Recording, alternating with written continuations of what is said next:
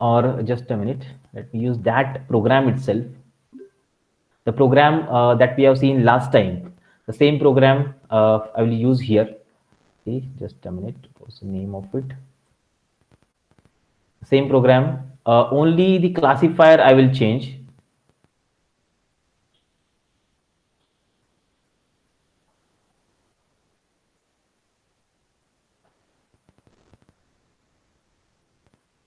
Let's check this. Is it?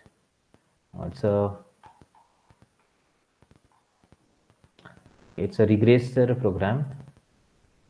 What's the name of it?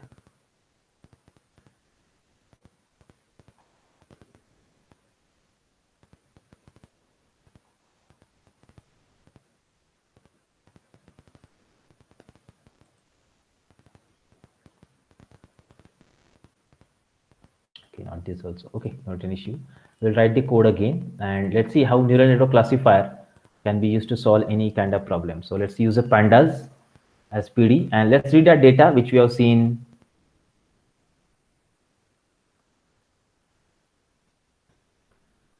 Okay. It was banknotes. Okay, and what was the shape of it? So it was 1372 rows and 5 columns were there. It was having the class output variable as a class, like original nodes or fake nodes, that also we have seen. So let's separate your input and output variables here. So input variables were like x is equal to, so let's drop the class. Okay,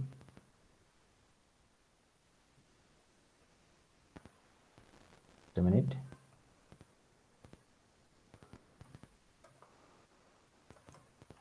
Okay, and in y variable will have the output variable as the class as it is. Okay, so four inputs are there. That's the x is having.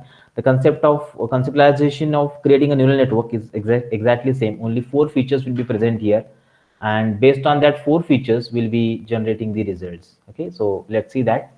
So x and y are separated, and now let us continue of yes, let's see the state first. Exactly the same things are present there or not. Yeah, 0 and 1, two classes are present. Okay, just a minute.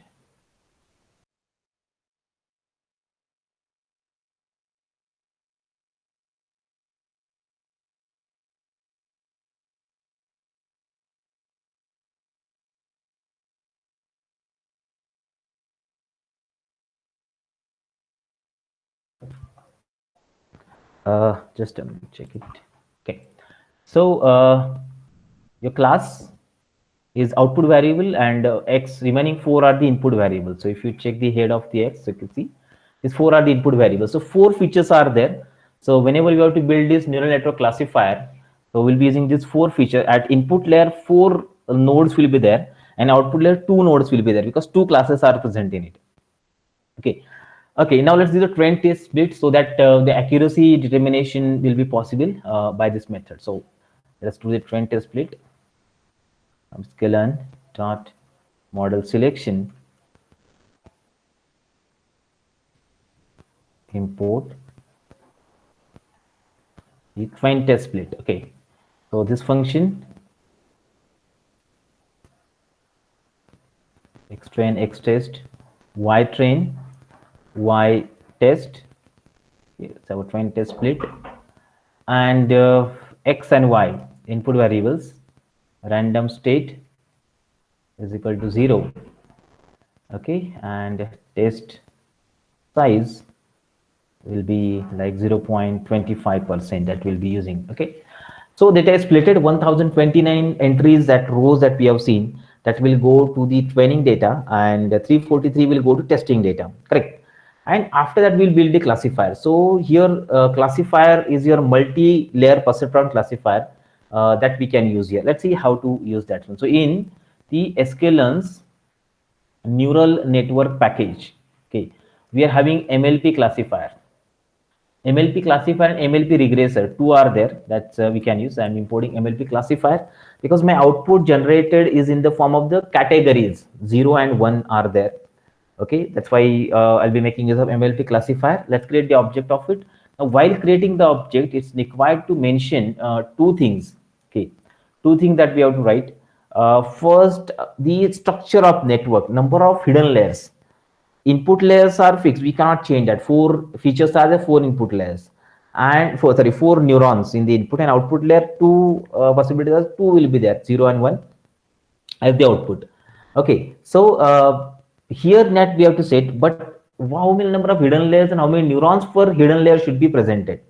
And second is number of epochs, that also we have seen. Number of epochs means the single execution of feed forward and back propagation, that also we have to write. So to this parameter I will write here, and based on that neural network will be created, and then we'll train the neural network with the data set, and once trained then we'll predict it and then check the accuracy of that data set by using given algorithm. So let's see. So first parameter, hidden layer sizes. This one, hidden layer sizes is a tuple, and we have to specify how many layers you want. For example, I want 3 layers of 10 neurons each. Like, okay, so 3 layers. First hidden layer 10 neurons, second hidden layer 10 neurons, third hidden layer 10 neurons. So depending upon our understanding, anything, just it's not, there is only standard formula how many new layers you want in hidden layer and how many neurons you want per layer. No standard formulas are there. So we just have to define as per our understanding. Just like in random forest we have defined number of estimated number of trees, there is no any standard formula present. So here also there is no any standard formula present. We just have to build it. Hidden layer sizes 10 10 10 and number of iteration, max iteration. Iterations means epochs, let's say 100. Okay, so I have created the object of it. Many parameters are there. Even activation function can also be mentioned. You can, the activation function that we have seen yesterday, sorry, what's the name of parameter that we have to check? I'll go to the help of scikit-learn's website, and there we will check what are the hyperparameters. Hyperparameters standard parameter and their values that we can see there. Out of that, 2 are common, which hidden layer sizes we modify according to our ideas, and the number of epochs, that is number of max iteration, that's I mentioned there. And let's see the activation function also. What's the parameter name is there? Yeah, this one, hidden layer sizes. Activation, yeah, activation is ReLU by default.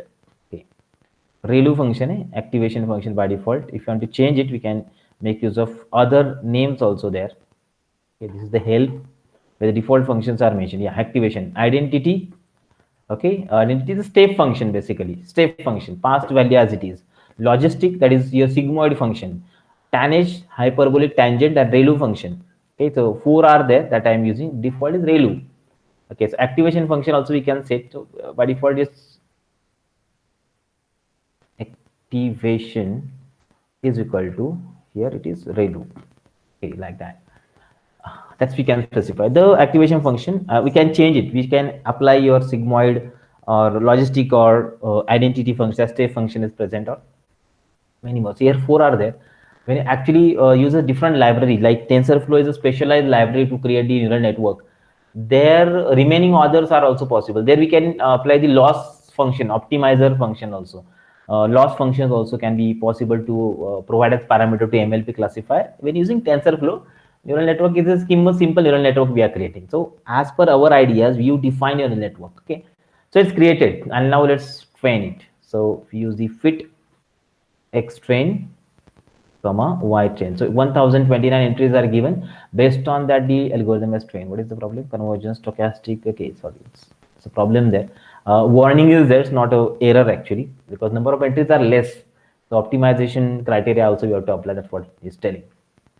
Okay, so the MLP classifier we have created, one with hidden layer, number of iterations, and with the given activation function mentioned over here. Okay, we have trained the algorithm with the given data now, and neural network is created. Now when the neural network is created, now we'll do the predictions. So let's see, ypred is equal to CLF dot predict, okay, on remaining entries. Sorry, test. Ypred is equal to CLF.predict y x test. So remaining 343 entry I am applying on neural network and checking whether the correct result that neural network is generating or not. Okay, that's we have seen. We have done the same operation while working in decision tree, while working in random forest also, now working in the neural network also. Okay, so we got the predicted result y parade, and now we'll compare predicted value, that is y parade, and actual value, that is y test, with the help of a confusion matrix. So let's see.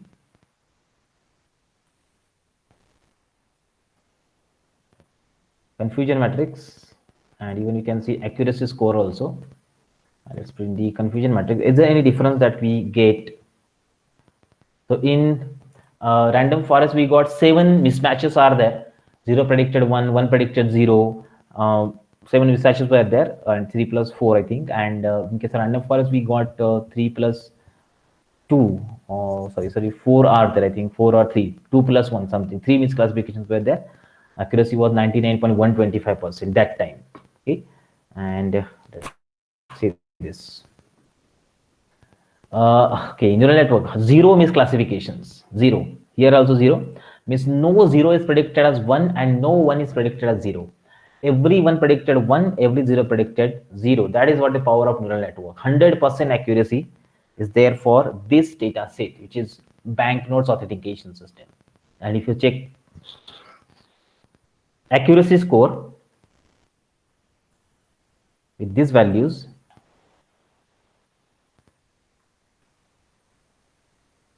into 100% accuracy. That's what we have achieved by using this neural network.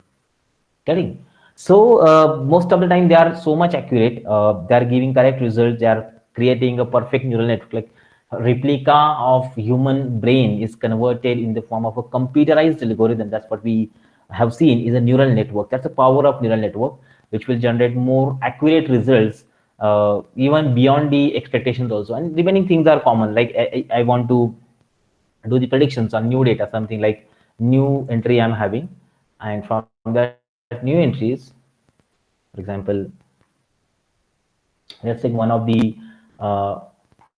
data entry from that.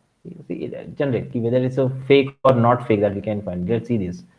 This is 0 data set. If you do a little modification in that, let's say 9 1 here, 6 point, this is 9 and 0 point, like this, and I want to do the prediction for this data.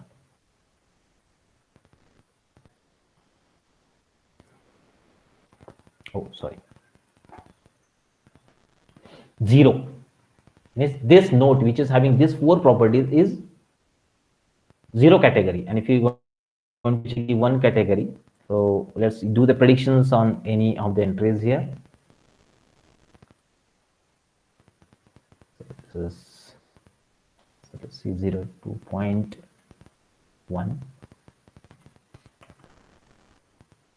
13, it is 14 point something like this, 2 point something 1. This note is fake, abnormal condition, that we can say. In case of classification, we have seen this particular part already, and now see how neural network classifier, MLP classifier, is doing the prediction. So this is how it's possible to build a neural network, and they are doing the operation accordingly. So every classifier, what we have seen, random forest, distant tree, new Bayes classifier, or neural network, their operations that we use in data science, they are same, but internal structure, internal organization of classification or the predictions or the result generation is different for different kind of classifiers there. Okay, so this is how the neural network can be created. You can try by your own. This code is very simple to work with, MLP classifier, and go ahead with that. Even in case of linear model, okay, so if you just check it out, linear model is a package. In linear model, we have a concept of perceptron. If I want to create a single perceptron, so MLP classifier is a multi-layer. This is an artificial neural network.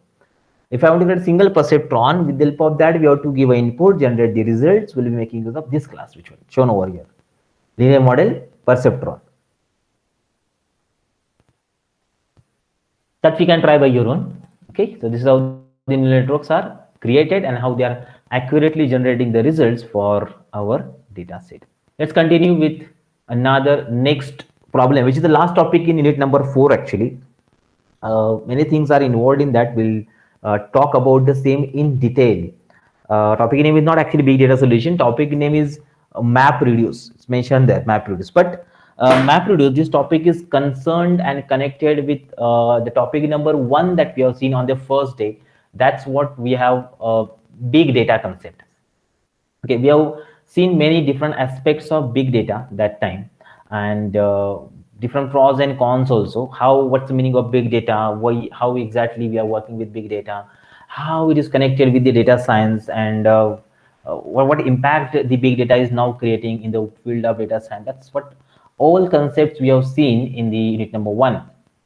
Connected to that, we have the concept of MapReduce. Basically, when the data is in huge amount, saying we have to find some solution to it. Just let's say it's a problem of everything. Everywhere the thing is happening. For example, if I'm opening something which is very high, which is very bulky data is present in that, so that data is getting loaded inside the RAM. Okay, fine. Data is getting loaded inside the RAM, and once the data is loaded inside the RAM, if it is not sufficient to handle it, the system will hang. Correct?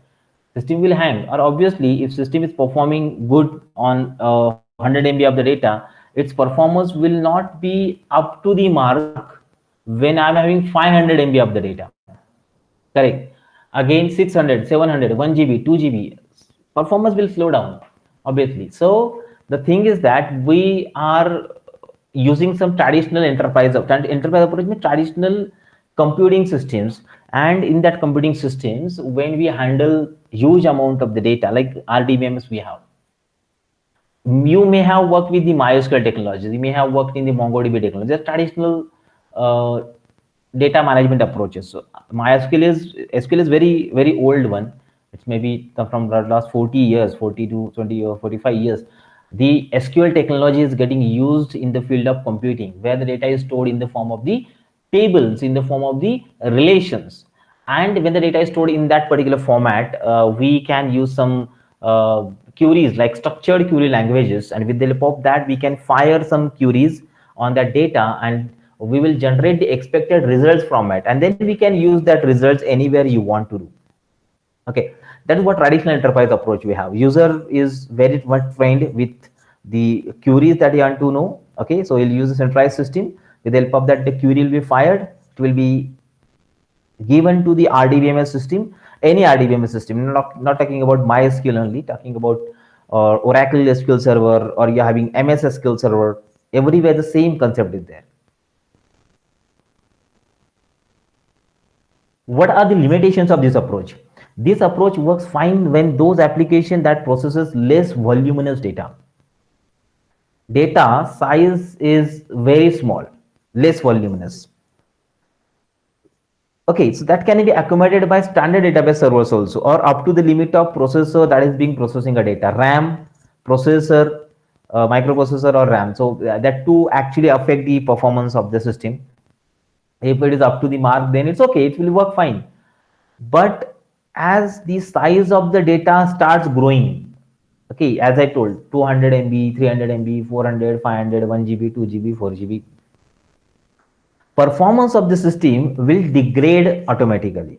Okay, that's what the limitation that the enterprise database approaches or traditional enterprise approaches are having here. So dealing with huge amount of data, it will be the hectic task to process the data through the single database bottleneck. It's not possible. So we have to use some different mechanism to handle this kind of the data. So the Google has created a solution for that. Google solved this problem using a special algorithm whose name is MapReduce. That's what the topic of discussion that we are going to see, how exactly the MapReduce algorithm is used to perform different kind of operation in the field of computing.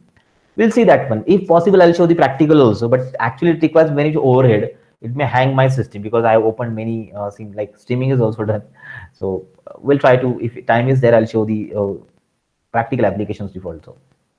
Now, Google has solved this problem using an algorithm called as MapReduce. This algorithm divides the task into small parts and assign them to many computers and collect the data results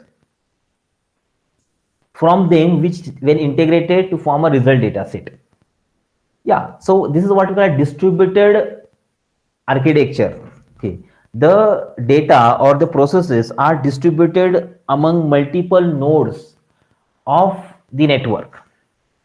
Okay, divides that task in small parts, and then different with the help of a networking, we assign the task, first task, then second to second computer, third to third computer, fourth to fourth, parallelly in distributed fashion. Okay, so individually they will work on that particular data using a specified algorithm. Okay, and the result that they generate, that result will be returned to the central controller, will take that data. Okay, will return to central controller and will take that data, and after that result is combined and then it will be provided to the user. That is what Google solution has created. This was the first time the MapReduce is introduced in 2005 or 2006, somewhere in that period. The Google has created a solution and they have devised the algorithm of MapReduce. Okay. Now, what do you mean by MapReduce? Here, the MapReduce algorithm divides your data into multiple different system in distributed fashion, network fashion, parallel in network fashion, something like that. So we have multiple commodity hardwares here. First, computer and CPU, second computer CPU, third computer CPU. They are working the things parallelly, separately, first separately, second separately, third separately. Parallelly, they will perform the operation because the data which I am having is distributed among all of the computers with the help of a network. So everyone will have their own copy of the data. First, its own copy, second own copy, third own copy, and centralized databases is present, which is controlled by the user. Every user will perform the operation on that particular data separately. Okay, and combine the result. Remember, this kind of operation is a parallel operation, not the concurrent operation, not the simultaneous operation. It's a parallel operation. Parallelly, every computer is having their own algorithm. They will work on that data and then fetch the result to the centralized system, and then user will interact with that. So user will come to know, yeah, this is the result, and within a specified amount of time, with that much effectiveness, that much efficiency, I got the result, and user will use that result to perform certain operations, so different analytical operations on the huge amount of the data is possible to be get done with the help of the MapReduce. Today also, Google uses the MapReduce solution to find a solution, or to find a solution to many different kind of the problems there. Google is creating this. Now, there is a concept connected to the MapReduce. We'll go in detail about the MapReduce, how exactly MapReduce perform operation, and how it solves the problem, different kind of the problem practically working on it. Now, first part is the Hadoop. Okay, you might be knowing, or maybe if you're having that in syllabus, you may have worked on that. So using the solution provided by Google, duck cutting, and his team has developed an open source project called as Hadoop. So basically, it wasn't open source that time. Even duck cutting was working in Yahoo to work on this kind of the project. So they have created one solution, duck cutting and his team. So they have created this concept of open source project. Okay, and that open source project is named as Hadoop. Okay, the open source project is named as Hadoop. Hadoop is a framework today which is used to handle the huge amount of the data. Okay, it runs application using the MapReduce algorithm. That is the first part. That's why Hadoop is introduced over here. And Hadoop is the largest software today in the world which uses the concept of MapReduce algorithm. Okay, where the data is processed in parallel with others. The data is processed in parallel with others. With the help of the Hadoop, it is possible to work with that. Okay, so Hadoop performs these operations and execute the data with the help of MapReduce algorithm, where the data is processed in parallel with others. Okay, in short, Hadoop is used to develop applications that could perform complete statistical analysis on huge amount of the data. Basically, both kind of data, whether the data is structured or the data is unstructured, non-structured, that data can be used by Hadoop, and then it will perform different analytical algorithms on that, and based on that analytical algorithms will generate the data. see the structure of Hadoop, how the Hadoop is actually created. You can just check it out. How Hadoop is created. Here, user. Here we have the user. This one. Okay, and Hadoop framework is there present in between. Okay, and we have a big data, a huge amount of data.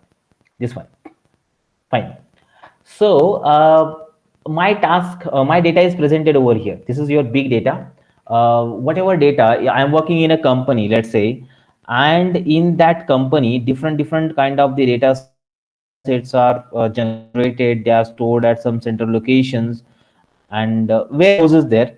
And from warehouse, the data is actually taken. Okay, from this warehouse, data is actually taken in consideration. Fine. So all kind of data, whether we have the media data or we have the log, any different kind of the log data, relational data, okay, all that are stored over here. Big data, there's no any special definition of big data. The data which is high voluminous data is called as big data. It contains many v's also, that also we have seen. Volume, variety, velocity, okay, all different kind of v's are there.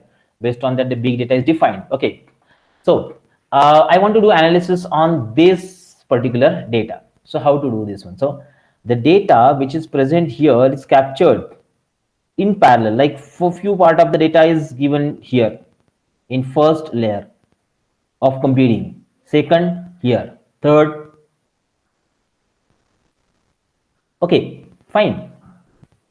This is what distributed system is. It means data is given phase to different kind of the systems, different kind of the systems in parallel with each other. Okay, in parallel with each other. So in this way, let's say for example I'm accessing 100% data, and out of 100% data, one third data will go here, one third will go here, one third will go here. Okay, one third, one third, one third. In this way, the data will be distributed in parallel. Now they are having their own algorithm of MapReduce working over there. Like first MapReduce, second MapReduce, third MapReduce. This MapReduce algorithm will work parallelly, and they will work with the similar kind of work to perform operation on that. Similar kind of work will be performed. Okay, so MapReduce will generate the result here. Second MapReduce will generate. Third MapReduce will also generate. Now what I will do? One third, one third, one third. For example, if I'm having 3 seconds to work whole, so I'll take 1 second here, 1 second here, 1 second here, and they are working parallelly. So I may not require 3 seconds to finish the task. I will require only single second only. Where it was done by one system in 3 seconds, I'm doing this task in 1 second only, because my task is distributed among the multiple clusters. Okay, they are called as clusters. Cluster is a node. It's not like a group. Cluster is a node here.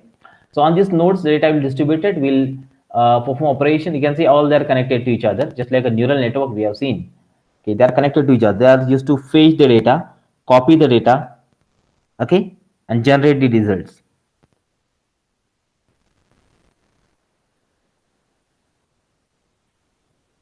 Fine. So multiple MapReduce algorithms, they will perform, and combined result will be given to the user. This is what the Hadoop is working. But Hadoop contains the main, what we call it, the brain of the Hadoop is the MapReduce. So multiple MapReduce are there. If you, there is no any limitation to have the number of MapReduce algorithm, number of clusters connected in the Hadoop there. We can have any number of clusters. We can have any number of clusters connected in the Hadoop. Okay, it's possible to have any number of clusters there. They will work in parallel with each other. So first MapReduce, second, third, fourth, something like that, and they will work same. I can have 10 clusters, 20 clusters, 40, 50, hundreds, thousands of clusters may be possible or may be present here in the Hadoop. Okay, that's how we are going to make use of. Now, after that, they will independently work and generate the result, and then combine together and then give the result to the user finally. Fine, that's how the Hadoop will actually perform or actually work the results. As we increase the number of nodes, the speed will also increase. As I explained about the 3 seconds, 3 seconds to 1 second. Okay, and if you increase again more, it will go to 100 millisecond, 50 millisecond, 10 millisecond. Within very small amount of time, your result will be generated with the help of the Hadoop framework. Okay, so that's what the task done there. Let's go in detail about the Hadoop. Now, Hadoop is the Apache's open source framework written in Java that allows distributed processing of large data set across clusters of computers using simple programming model. Yeah, written in Java. So, especially written in Java, and the main language of coding of Hadoop is also Java. It allows distributed processing of large data sets across the clusters of computing using a simple programming model. So, Hadoop framework application works in environment that provides distributed storage and computation across the clusters of computers. Two things are there. Distributed storage. Data is stored in distributed fashion. Okay. Means I want to store something, one file. So that file will be distributed across multiple computers. One part of the file is in one computer, another part in another computer. Okay. Or maybe replicas are created. Okay, that's also possible there. So computation can also be done across the clusters of computers there. And Hadoop is designed to scale up from single server to thousands of machine, each offering the local computation and storage. A single computer to the thousands of machine, it's possible. So any number of Yahoo contains more than tens thousands of Hadoop clusters created within their architecture, their organization. So operations are done in fully distributed fashion. Fully distributed fashion. So when fully distribution is there, then so it's easy to handle or perform operations with that. So scale up system is used. Scale up from single server. So two architectures are used. If I want to perform one operation, another operation from the server. Okay, let's say server with 16 GB of the RAM, but I don't have that server with me. So what I'll do, I'll use 4 computer with 4444 GB RAM and divide their task. I will assign this task to that 4 computers. They will perform their operations separately and will provide me the combined result of that task. This is what exactly Hadoop does. Parallel or distributed processing mechanism is used. With the help of that parallel distributed processing mechanism, we can generate the result as per our expectation in the distributed data analysis fashion. So we'll be having thousands of machines which contains the local storage for them.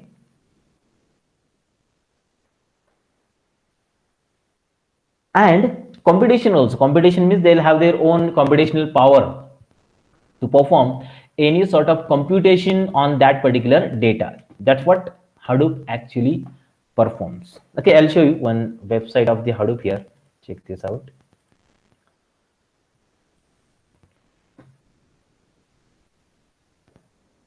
If you go to check Hadoop dot, yeah, this is the website hadoop.apache.org.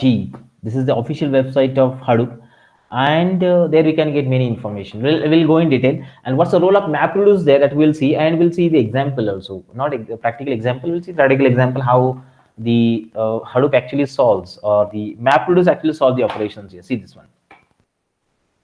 Okay, so Apache Hadoop, the project develops an open source for reliable, scalable, distributed computing.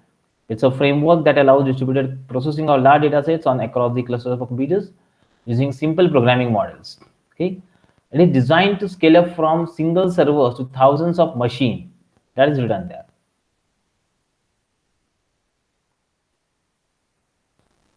Rather than relying on hardware to deliver high availability, the library itself is designed to detect and handle failure and application layer. So, delivering a highly available service on the top of cluster computers, each may be prone to failure. Okay, see, and inside Hadoop, so many different projects are there, like modules are present. We'll talk about that module also. And what's the role of MapReduce also, we'll see step by step, the algorithms implementing how it is done. Then related project, like you can see, lot many projects are there. Ambari is, we know Ambari basically, or Mahot. These are the Indian names actually, like Avro, Cassandra, Chakua, or we have the Edgebase, Hive, Peak, Spark, Submarine, Tez, Zookeeper. These are the project of Hadoop's ecosystem are there. They are acting as the support to this particular framework of Hadoop. Support, remember. So many tasks which are not independently possible from the Hadoop, they will be done from the different tools which are mentioned over here. Okay, see this. Okay, fine. This is what the Hadoop is,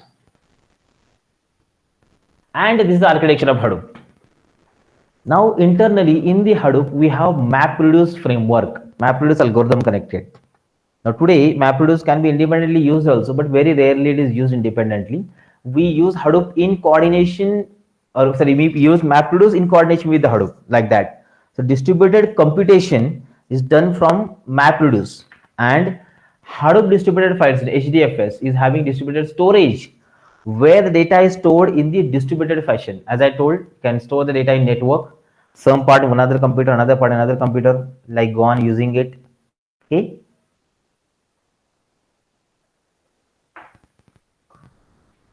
HDFS, distributed storage is done, and then we have Yarn framework and the common utilities present, and they actually works in coordination with each other. MapReduce or HDFS and YARN framework, okay, all they are working in coordination of each other. How? Let's see first MapReduce. We'll see the overview of it as a part of architectural framework of Hadoop. After that, we'll see in detail how it perform operations step by step. Now, MapReduce is a parallel programming model for writing distributed applications. Yeah. At Google for efficient processing of large amount of data, like multi-terabytes of the data sets on large clusters, thousands of nodes of commodity hardware in reliable and fault-tolerant manner. The thing which is noted here, reliable and fault-tolerant manner, that's what is very important to know. What do you mean by reliability and what do you mean by fault-tolerant manner? That also we'll see. There are the features of MapReduce actually. Okay, so it runs on Hadoop, which is the Apache's open source framework, and it's, as we can see, it's a brain or the heart of your Hadoop architectural framework.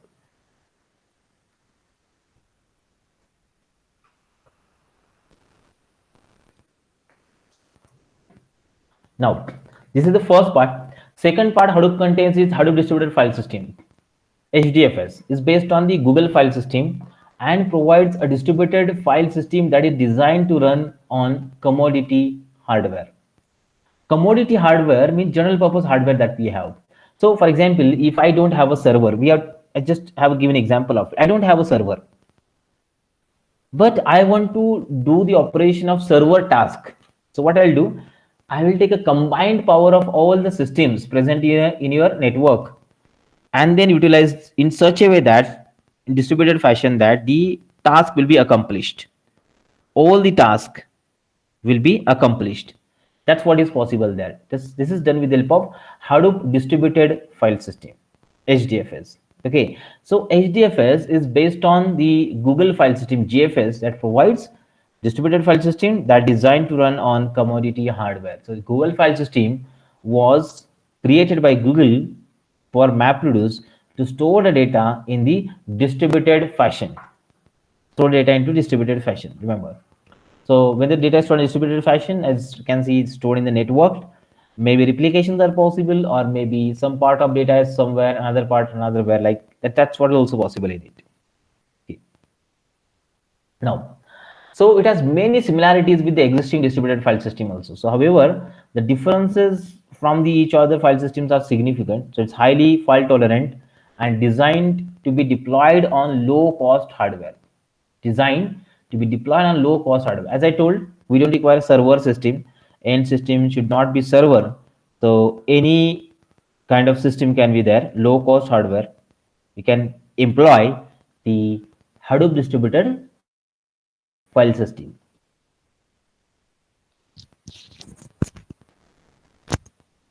So even it provides high throughput access to application data also, and suitable for application having large data. So that's what is possible there.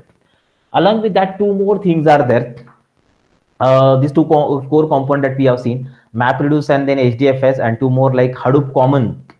These are also the Java libraries and utilities required by Hadoop modules. Okay, utilities are there. Common, let's say commands or functions that we have to use along with Hadoop. They are also present. Along with that, there is one more framework called as Yarn, Hadoop Yarn. So Yarn is uh, that what you can, yet another resource navigator. That's what the full form of it.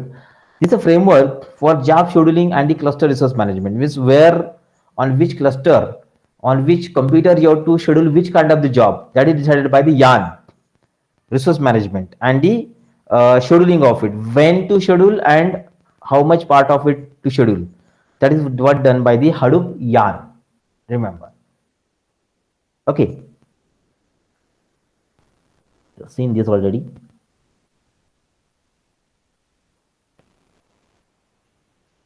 How does Hadoop work? So it's quite expensive to build servers with heavy configuration that handle large scale processing. But as an alternative, you can tie together many commodity hardware computer with single CPU as a single functional distributed system, and practically the cluster machines can read a data set in parallel and provide much higher throughput. So multiple CPUs we can combine with distributed system, and our task, whatever we are to do, will get done from the computer system. And for that purpose, we will require the Hadoop architecture. That's the main application of it. How does Hadoop work? So let's see that step by step also, how it works and what is the role of MapReduce over there. So even it is cheaper than one high-end server also. So obviously, when you're purchasing a server, so these high-end servers are required. And if you're doing the task separately, the computer will do the task separately, not dedicated tasks are there. And along with that, they will be utilized for server operation also through the networking distributed system. That's what is possible by distributed system here. This is the first motivational factor behind using the Hadoop. That is, it runs across clustered and low cost machines. Clustered and low cost machines. Remember, okay? That's how Hadoop performs. So there are certain operations that Hadoop does.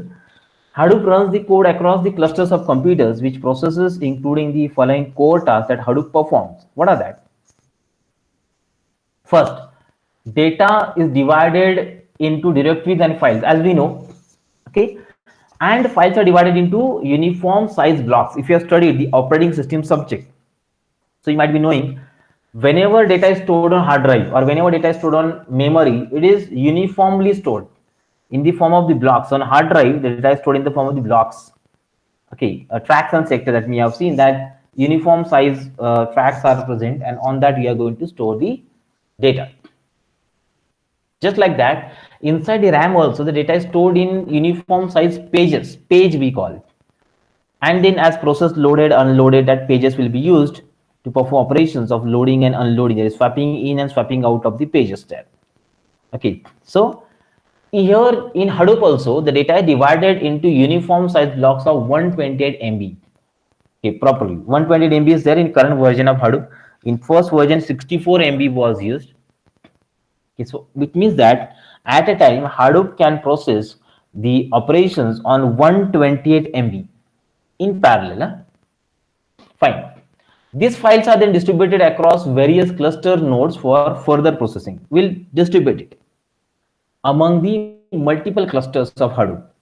Okay, for further processing, any processing which is done, algorithmic execution you want, will supply that on a set of computing nodes separately. Then there is HDFS, Hadoop Distributed File System, which is on the top of the local file system, which supervises that processing. It's a supervisor, controller, root in that system, which will control and supervise the processing. And in case of that, blocks are replicated for handling hardware failure. Whatever number of blocks we have, they are replicated for handling hardware failure. Because see, let's take an example. Like for example, I have stored something. Google's example. Okay, we have stored our important data on Google Drive. See, we have stored our important data on Google Drive. And Google Drive is accessible anywhere in the world. Just you need to your Google login and password. Fine. Now, by chance, because of some cyclone, because of some earthquake, and because of some tsunami or some attacks, the data center of Google got destroyed. Okay, data center of Google got destroyed. Then what about your data? Can you recover it? Not possible, because you have kept only single entry of that data, and if the physical damage to data is done, then above all, it's not possible to get rid of the physical injury or physical damage that is happened to the respective data set there. You can't recover it. Remember. So physical damage is the last damage, which is not possible to get covered from it. Fine. So HDFS contains one concept of replication, which is used in Google also. Google has created replicas of the data that they are having at their web server. Replicas of the data at their web server. Replicas are created. And with the help of these replicas, it's possible to save multiple copies of it. Multiple copies. Like I have uploaded 10 MB of the data, so if I want to have 4 copies, so 4 copies separately across multiple data centers can be saved. So one copy will be in data center at Australia, one is in Asia, one is in Africa, one is in America, like that. Two advantages are there, such kind of thing. This is the actual distributed data storage that we are talking about. It's done by the Google. Okay. So when you upload, I'll creating 4 copies, and when you download, parallel downloading is possible at a time from all the 4 points. The data is copied by network and will be given to you in sequence. Is it? So whatever task we are done for 1 minute will be done within 25% time only. That is within 15 seconds only. Okay. That is the advantage of using Hadoop architecture. So they are using this duplication, and when MapReduce is used, MapReduce is using the data, MapReduce can use replications parallelly to perform operations on that. Now, what's actually replication? Replication means the algorithm will take data at a time from multiple locations, different locations. So their speed will also improve in such cases because data is taken parallelly from multiple locations, sources. That's why. Fine. So if hardware failure is occurred, then also another copy is present somewhere in the network. We'll access that copy from that location. Okay, that is what the blocks are replicated. Advantage of using replication of the blocks there. This is what happened in the MapReduce also, under the control of Hadoop also. Then Hadoop also checks the code is executed successfully or not. You need to perform the sort. There is a sort stage present in MapReduce. So the MapReduce name is there. MapReduce contains 2 algorithms, map and reduce. Within that, one more algorithm is present, and that's called as the sort. Okay, the sort is also taken place between the map and reduce stages. Fine. Then sending the sorted data to certain computer, that's also possible. Once the data is sorted, mapped, then reduced, and then data is sorted, that data will be sent to another computer by Hadoop. And finally, writing the debugging log for each job. This was the task are done with the help of the Hadoop architecture. Fine. What's the advantage of it? So advantages are like Hadoop framework allows the user to quickly write and test distributed systems. It is efficient and automatic, distributes the data and work across the machine, and in turn utilizes underlying parallelism of CPU cores. Parallelism. Distributed system is one of the example of parallelism. At a time, all processor works, perform their operation on the data and generate the results. Okay. Second, Hadoop does not rely on hardware to provide fault tolerant and high availability. So rather, it contains library. Its library has been designed to detect and handle the failure at application layer also. Okay. Servers can be added or removed from the cluster dynamically, and the Hadoop continues to operate without any interruption. Because if you remove something, it's not dependent actually. If you remove that, it's okay. It will not affect. If I'm removing one machine out of hundreds, so only 1% of effect will be there in the output. Fine. Okay, that's what the advantage is there.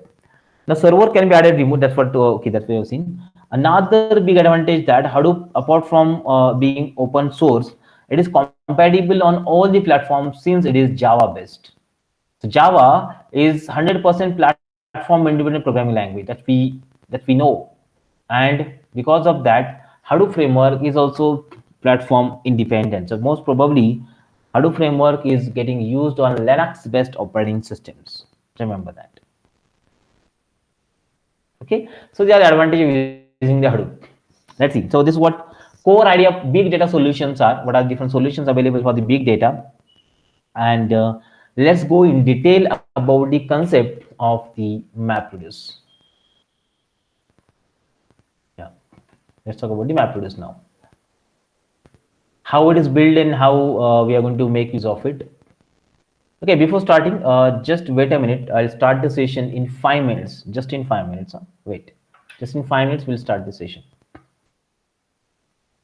We'll take a small break. It's required.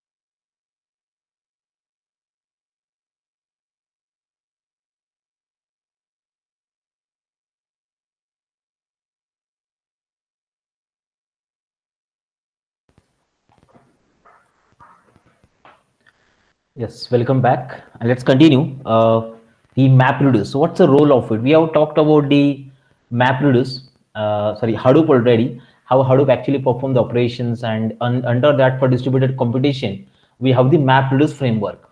We'll talk about MapReduce and with two examples also, how to apply and make use of the MapReduce algorithms in distributed computer system there. Hadoop has actually given the importance or popularity to MapReduce algorithm, and today maximum time MapReduce is used along with the Hadoop itself. Well, independently also we can work with that, but we have to write the things separately, mapper, then reducer, and then many more. Like, let's see what exactly MapReduce is.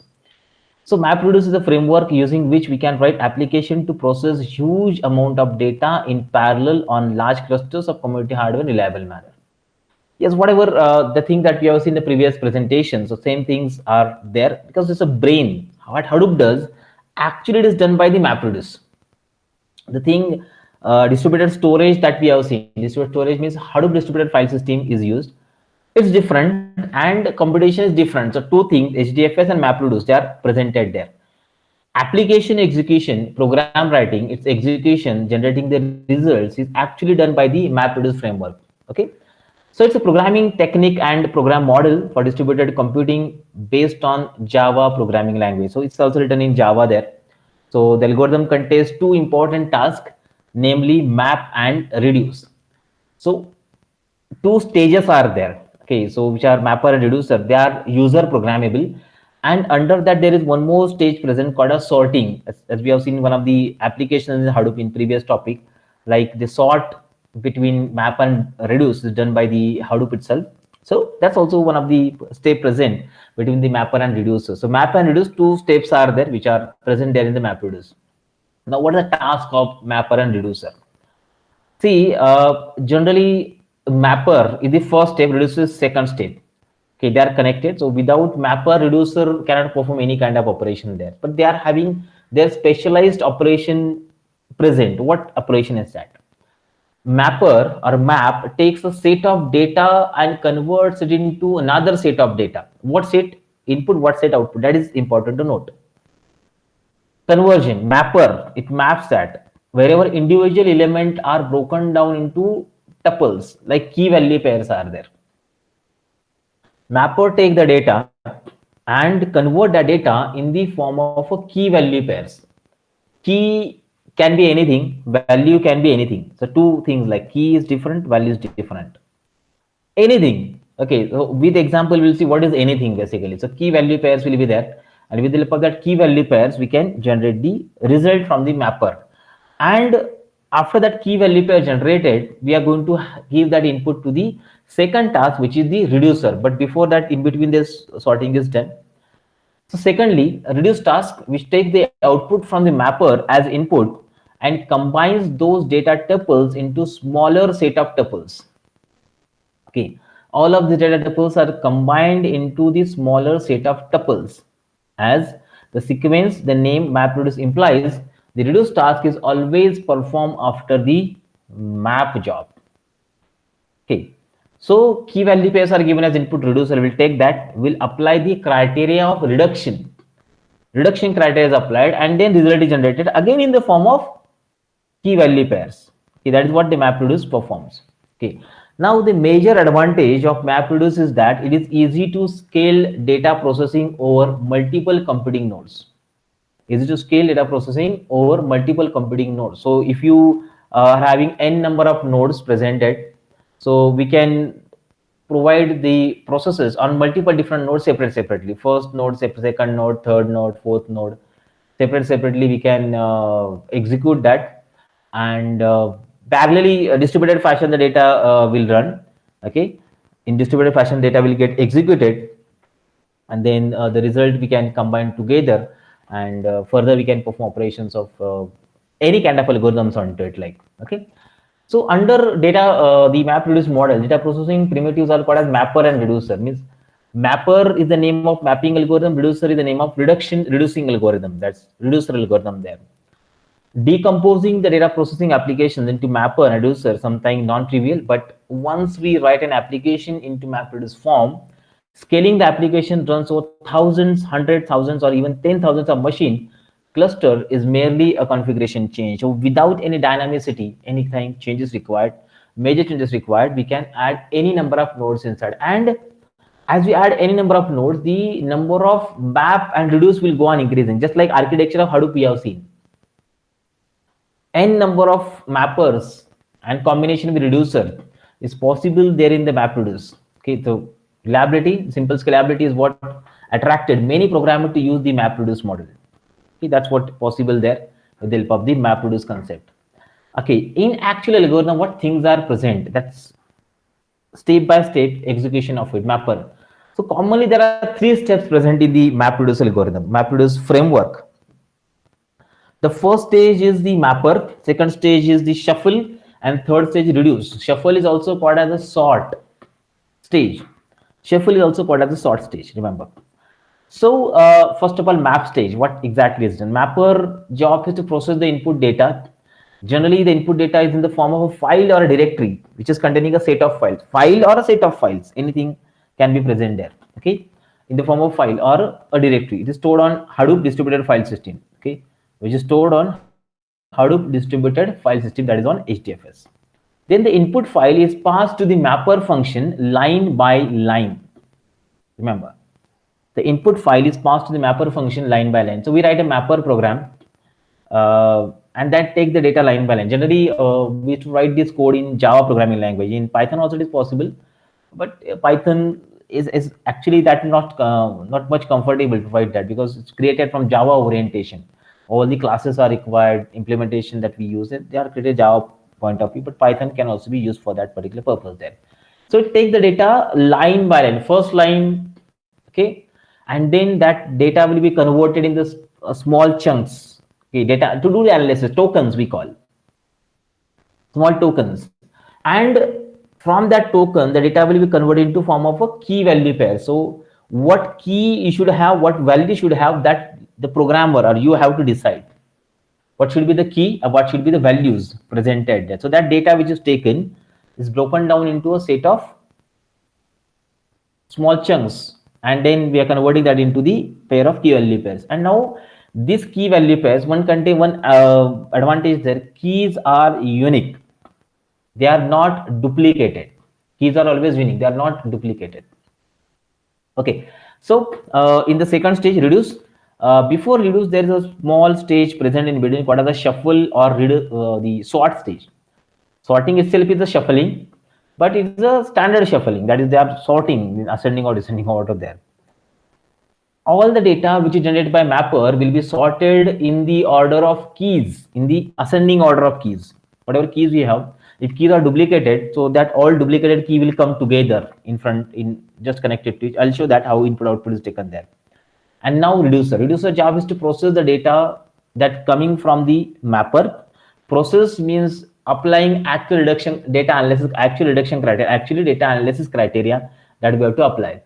Let's say I'm taking a data from mapper which contains set of temperature values present in it, set of temperature values present in it. Now I want to extract only above 30-degree temperature, so I will apply reduction criteria. If temperature is above 30, then only generate it. Okay, if it is above 30, then only generate the result, like that is present there. So that is what my reduction criteria I am applying there. Reduction criteria will apply, and when the reduction criteria is applied, then we will get the result from that particular data. Okay, that's what we're going to use it. So reducer's job is to process that data, applying some reduction criteria, and generate the results accordingly, where the data is stored on Hadoop distributed file system. So we can see mapper take the data from HDFS, processes it, generate a key value pair, gives as input to the reducer. Reducer will apply reduction criteria, generate another set of key value pair, and the result generated will also get stored on the HDFS again. Will also get stored on HDFS, that is Hadoop distributed file system again on HDFS. Fine. So HDFS to HDFS. In between that, we have the map reduce algorithm present. And in between map reduce, again, there is the sort stage, or we call it a shuffle stage, which is shuffling the data, sorting the data, in ascending order and then generate it. Now, practically speaking, see, this is how the MapReduce is possible. Generally, okay, see this one. Okay, wait, I'll show you. This is what the MapReduce will work. We have input data and output data. So input and output both are present on the Hadoop distributed file system, HDFS on that. Any number of mappers will be there. Any number of mapper will run parallelly. Any number of reducer will work parallelly. Maybe it's not compulsory that reducers count and mappers count should be same. Okay, so it will apply the reduction criteria.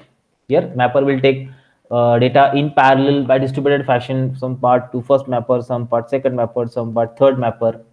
Okay, then it will generate the result. Will give data to the reducer. Reducer will take that data. Okay, separately, and then combined together will generate the output data here in this way. This is what the steps are done. So we can see the operations are done parallelly. 3 parallel mappers, 3 parallel reducers are there. Here, in general, practically speaking, reducer is not compulsory. Mapper are compulsory. You can directly have a mapper's result also in the form of the output data. That is also possible. So parallel execution of all the mapper and reducer is done inside the MapReduce algorithm and then generate the result on the output data. See, data, when you take the data, this data is actually taken on HDFS. So practically how the data is basically taken. See this one, this is mentioned step by step. MapReduce frameworks operates on key value pairs as we have seen already. Okay, that is the framework views the input as a job to a job as a set of key value pairs and produces a set of key value pairs as output of the job. Okay, input is key value pair, output is also key value pair. Input is key value, output is also key value pairs, which are given as input, result is generated. Okay, conceivably of different types. It may be possible that the input key and output key, input key and input values can be different. Output key and output value can also be different. Different types are there. Generally, integer, string, or float types can also be there. Now, the key and the value class should be in serialized manner by the framework, hence the implement writable interface. This is practically given, and see the example now. When mapper reducer takes the data, see this is what input to the mapper, key1 v1. Okay, it will take that input and generate another set of list of k2 v2, means key and value pairs. Again, mapper depends, you completely depend upon the data analysis that you do, what set of key value pair that you have to generate out of it. Okay, this is how mentioned over here. Okay, then reducer will come to picture. So the output generated by the mapper will be given as input to reducer, but not exactly same way. You can see the result here. Check out, list of k2 v2 is the output, and for reducer we are giving the input as, see, keys are unique. So if keys are duplicated, keys and in front of their list of values are there. If single is there, it's single. If multiple are there, then key single and its connected values. Like I have mango 1, mango 1, mango 1. So mango is 1 and one time return, and 1 1 1 will be combined list of values. I'll show the example of word count after that. We'll see the example which is there in the syllabus also. List of v2 is just given as input. So the data which is provided will be converted in this format. Then it is sorted and then converted. Sorry, when you sort that, then all the same keys will come together. So it will become easy to check that results. Fine, and then generate the result, the list of k3 and v3. Ready? List of k3 and v3. That's where your result is. We'll see this practically. Don't worry about it. With Python programming language, I'll show you. Okay, this is how it does. So input is k1 v1, mapper will generate result k2 v2, then reduction applied, and then k3 v3. But actually it's like that, k1 v1, then list of k2 v2, and result is k2 and list of v2 is there. Okay, and then list of k3 v3 is the result generated from that. This is what the MapReduce actually perform the operations. Input output to the mapper are like this. So 2 examples are there, 5 that we can see. We'll see first example practically, second example theoretically. The word count and second is matrix multiplication. Take the word counts example here. I am having some input file, single or multiple input files are there. Okay, for example, Here the names of the fruits are there: apple, orange, mango. Okay, orange, grapes, plum, then orange, plum, mango, then apple, apple, plum, like all are there. And now, as we have seen, the mapper will take the data line by line from the input file. So it will take first line parallelly. Yeah, it's not like they are sequentially taking. Parallelly will take it. So first line will be passed to first mapper, first, then second line, second, third, my third, fourth line, fourth mapper, in this way. Okay, so that will be passed line by line. And if number of element are multiple, they will also get distributed. What I want to know, in this file, I want to count how many number of file a particular word is existing. Apple for how many number of times, mango. I'll show the file, just a minute. For example, the fruits names are there. So I'll use the fruits, Sani. Yeah, it's present here. See, a file I'm having. Let's say these are the files. So this is what we have present in it. I'll show you this one. See, word count, same name I'll put, apple, orange, mango. Let's see, mango, then orange, grapes, plum.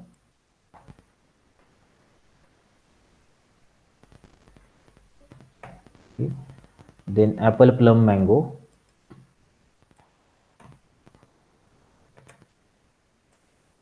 And apple, apple, plum. So you have to find how many number of times a particular word has occurred in it. How many number of apple is there, mango is there, plum is there, orange is there, that we are going to see by this kind of file. So this file is present, text file.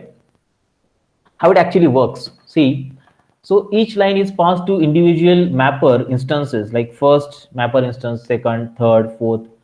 Depend how many number of mapper are there, how many number of lines are there. Depend on that, the distribution of the data will be done to individual mappers. Okay, mapper will read the data line by line. That's what is shown over here. Now, first step, mapper. Mapper converts the data in the set of key value pair that we have seen, key value pairs. Now, how it convert that in the form key value pairs? We have to decide what should be your key, what should be a value. So for word count example, my key is the word and value is 1. Like every word has occurred at least one time. In reduction, we'll apply the second criteria of counting, but every word is available at least one number of time inside. It's what I've done. So I have splitted it. Apple 1, orange 1, mango 1. Then this is splitted. Then orange 1, grapes 1, plum 1. Then next, apple 1, plum 1, mango 1. Key and value pairs, we decide what should be your key, what should be a value. Then apple 1, plum 1. Everyone has occurred one number of times. So I have converted that data in the form of a key value pairs. Let's see that how to do this one. For example, okay, yeah, it's any program there. Yes, so I've written that program in Python also. We'll see that. Now see, simple code I have created here. By this particular code, okay, so here I'm reading the data line by line, one simple line by line by using standard input device directly, sys.stdin, and then whatever line I'm reading, I'm stripping that. Stripping means starting and ending spaces I'm removing from that particular line. That is what strip does. Okay. After that, I'm splitting that line in the set of words. In the set of words, split. Okay, might be knowing a split is a function belongs to list class, which is used to convert the string into list of words that I have converted. That's what we got tokenizing. We tokenize, we create separate words as separate tokens in the form of a list. Okay, then that word list is created here, and after that I'm iterating through that list. How? So for word in words, so one by one word is taken in word, and I'm printing %s that word, and in front of that 1. First word 1, second word 1, third word 1, next word, one by one word. Let's see. I'll just show the result of it. Okay, wait a minute. Yeah, so see, this will understand how exactly the MapReduce actually perform the operations. So let's see. Okay, here I have taken the input from the standard input device. So I am not asking for any kind of input function there. So how to do this one? For example, I'm echoing something like hello world. Okay, and this is I've given as input to Python 3. I'm running the code Python 3 uh, mapper.py. See this mapper.py. So this is what the result we got by using the similar this code. So this program's output means echo hello world means this hello world, which is given as input by using pipe to the mapper. So it is taking this data by using standard input device here and stripping it. Stripping means starting ending spaces are removed. Starting and ending only. There is no start and end space actually. Removed. Then I'm converting into words format like hello and world will be separated.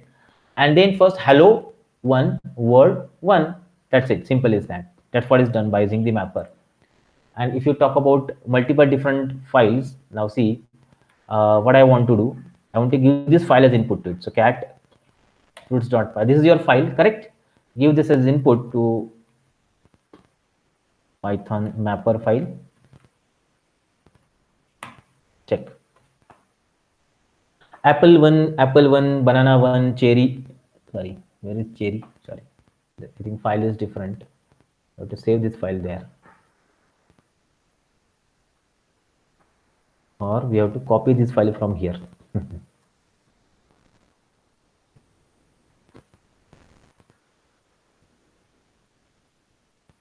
See the content: apple, orange, mango, orange, something like that. So let's see. Now see, content of that file is given as input. That is what mapper read the data line by line, and mapper Python's mapper will take it. So orange, apple one, orange one, mango one, orange one, grapes one, plum one, apple one, plum one, mango one, apple one, plum one. That's it. That's what done, and that is shown over here. See this part. All they're combined together. That's what we have. Data in the mapper format. Fine. In the mapper format. Mapper convert the data in the shape of lead key value pairs. That's what is done over here. Mapper key value splitting. And now before giving this data as input to it, we have to sort that data so that all similar keys will come together. All the similar keys will come together. So that's what the method of sort is done. Sorry. So let's apply sort here. I'm creating a pipeline here. See this. Sort. Apple one, apple one, apple one, apple one. Grapes one, mango one, mango one, orange one, plum one, plum one, plum one. Done. All they are sorted according to key. This is automatically in the MapReduce. Okay. When you're working on Hadoop or working anywhere, the MapReduce is actually present. Okay. So that's how the separation is done. And now this data will be given to reducer. Now reducer will do the counting. For all apple, how many ones are there? For all grapes, how many ones are there? Or add all them together. Okay, that is what done by the second stage of reducer. So let's see that reducer also. Is there any reducer? Yeah, its reducer is there. Let's see how it works. Oh, sorry, reducer. This one. See, this is your reducer. Complicated, but let's see what exactly I have done. I just checked that all words are coming together. For example, apple is found. So we'll add that one in front of it. That's count is taken integer format and then added. So one. And I'm checking the current word and next word are same or not. If current word and next word are same, add the count. Current word, next word is same, add the count. If not same, then replace the count. Previously put the count by after addition and then replace the count. That's what is done over here. Okay, for every line I'm taking, splitting that data into separate words and then combining, then checking the current count, and then if the current count is same, then print that current count in current word. If previous and next word are same, then add it. If they are not same, print it. That's what we are going to do. That's why we require the data to be in sorted fashions. They require the data to be in sorted. That's what is done by using the reducer.py file over here. This is what the code that's written. But let's see practically how exactly it is done. So now this pipeline, I will add the last one, reducer.py, but should be executed Python 3 reducer dot 5, like that, which is done over here. So what it will do, here reducer will apply it. Okay, all this is what we have seen, sort and shuffle, that's done. And finally reduce the key value pairs. We have apple 4 with whatever 111 they are connected, added. Program of reduction is applied there, reduction criteria is applied there. So all that 111 will add 4, here 1 will be there, 1 plus 1 2, 1 plus 1 2, 1 plus 1 plus 1 3. So by using that loop, I am adding the numbers together and then generating the result. Final output will be the addition of everything that we see over there: apple, grapes, mango, orange, and plum in final result. If you see this one, reducers criteria, sorry, so that's what this is round bracket is Python 2's code. It's created that time. Here also the problem is same. Yeah, see, final result: apple 4, grapes 1, mango 2, orange 2, plum 3. This is how it's done. Contained, copied by mapper, then sorted, and then reducer generated result. So here decision of being the key value pair is very important. So word count program actually works by this particular way, which is shown over here by step, how mapper convert the data into key value pairs, how it sorts the data, shuffles it, and then finally how it generate the set of key value pairs like value and its total count. It's shown there and then combined together as the final result. In my example which I shown, it was not having multiple clusters, single computer is there, which is I'm using. But if the data size is too much high, huge amount GB's data is present, then how do I, when I run this code, it will take too much time and it will hang the system also.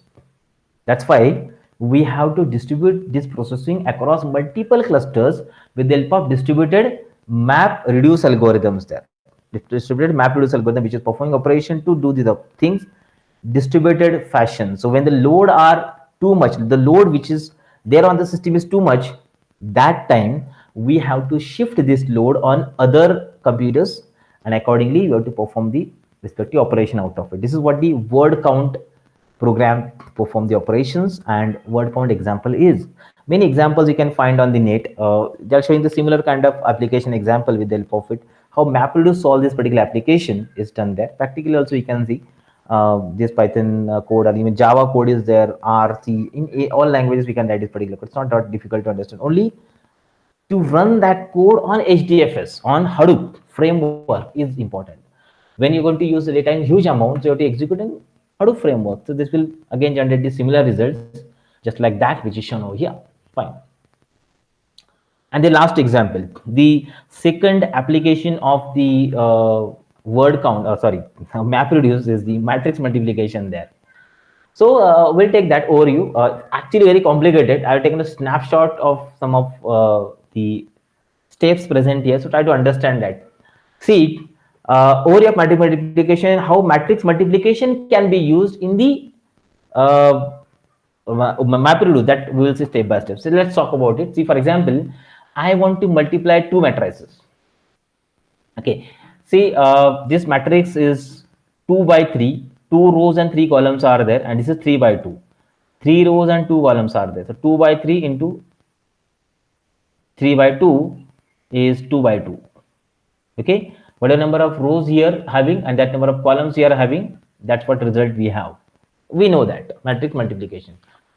Okay, this problem can be solved by many methods. There's a method called multiprocessing or multi-threading also can solve it, because many reasons. Independency of the operations.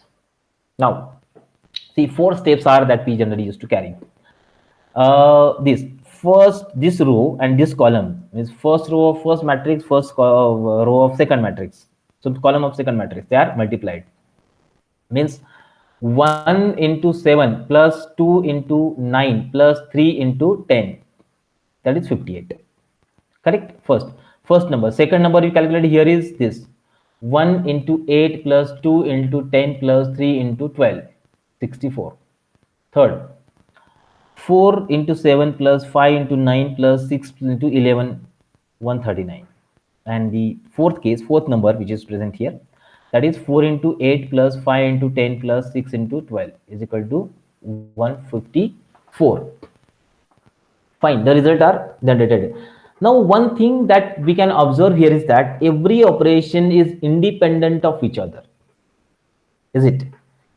If you perform third operation first, then also result will not change. If you perform fourth operation first, or if you perform first operation last, then also your result will not change because they are independent, and that's what make it run in parallel. So you can run these 4 steps parallelly. So what we will do in mapper, 4 mappers are there. 4 mappers means 4 is the result, 2 rows 2 columns, so 4 2 by 2 is present there. The 4 mapper will be the first mapper in parallel first mapper will perform first row and first column. Second mapper will take first row and second column. Third mapper will take second row and first column, and fourth mapper will take second row and second column parallel, and will generate the result. Here we don't require reducer also, but we can take that also. That's what the matrix multiplication will do. Means every operation that we do is independent of each other. That's why this operation means we define that n number of rows, m number of column provide there. First, second, first, second. Like that's why that's how we can provide the rows and columns to the matrix, to the MapReduce, and based on that generate the results. Check it out. So the resultant operations that we are having, let's say we have 4, as I told, 4 CPUs. 4 CPUs means 4 cores are there, or 4 MapReduce instances are running there. You can check it out. Here we are having first result, second. Then, okay, the same thing is mentioned here. A and B, and A into B is like this. Now, how the operations are done over here? So we'll be having map function, and that map function will take the data in sequence accordingly. The first map function will take the data here, first row, and this is first column. Okay, first row 1 2 3. Okay, 1 2 3. So that's what 1 2 3 will be taken. 1 2 3 for first set, 1 2 3 for second set, 1 2 3 for third set. Getting 1 2 3. This one 1 2 3 for this set of data. Okay, 1 into 6, 2 into 5, 3 into 4. Okay, mapping together. CPU 1 will execute it in mapper, then CPU 2 will execute. Actually, what is done and shown over here, mapper is just taking the data. It's not performing operation. Mapper will take the data. Mapper will take this sequential input and this sequential input. That's it. Correct. Mapper will take first row and first column of it. First row of first matrix, first row column of second matrix. Will take it. This one, yes, this is what shown over here. Here first and second result. Sorry, first result which is shown over here. Like only it will extract the data. Only it will extract the data. I can check it out. Data is extracted and saved over here. Extracted and saved over here. That's what we have. 1 2 3, this one, and 6 5 4. Mapper will take that data, where the keys are the column values, and respective numbers values to the rows are the values, key and value. So one will be key, one will be value, that we have taken, key and value. Fine. And after that, reducer is actually perform the multiplication of it. So it will take the data, key, value, and will perform the multiplication. What's the key by reduction? 0 0. 0th row, 0th column. Value is whatever generated out of it. Then 0 1 value is, then 1 0 value is, and then 1 1 value is. That's what we'll be doing. This is the way that matrix multiplication is, because they are independent of each other. Here also the count we have seen independent of each other. Everyone is performing. Here also everyone performing same operation. Taking the data is different only. Operation that we perform onto it is same. Operation is same. Only the data that we are using over here is different. Data is different. Operations are same. That is what matrix multiplication performs and then generate the result. So mapper is extracting respective row and column, 4 mappers. Everyone will extract that, and that will provide the data as input to the reducer for specific criteria of multiplication. Specific criteria of multiplication. What is multiplication criteria? That we know.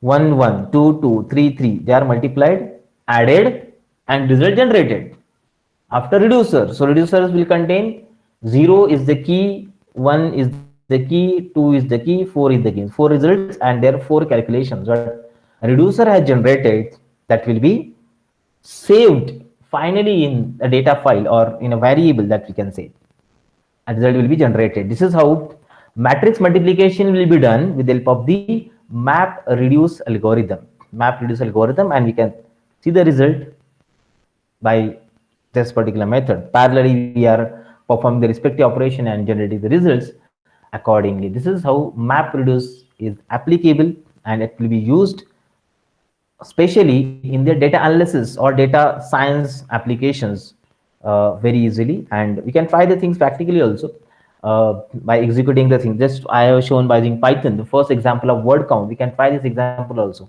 It's actually not complicated, so much easy, because every operator independent of each other. That independency is actually allowing to perform matrix multiplication by many angles. See, matrix multiplication can be done by using multi-threading application also, where in single process we create multiple small concurrent executions, and that concurrent execution will do the task concurrently, which is simultaneously with each other, generate the result and store in a single variable. That's also possible.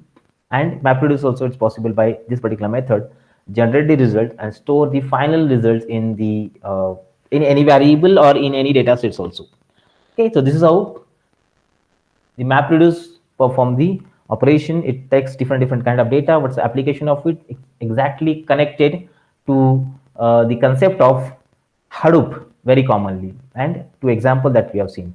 Okay, so this is the end of unit number 4. If you have any doubts or questions, so you can ask. If any doubts or questions are there, you can ask.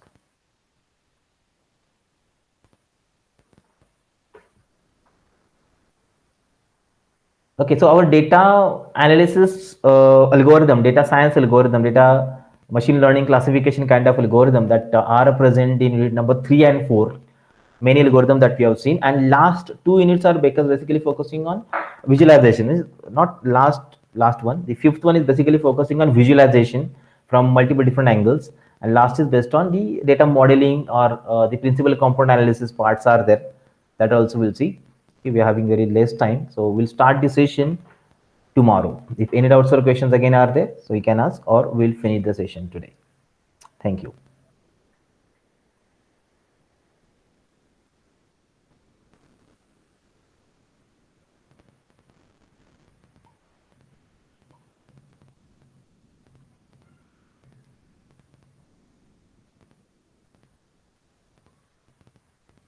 Yes, any questions? Okay, fine. So we'll stop for today.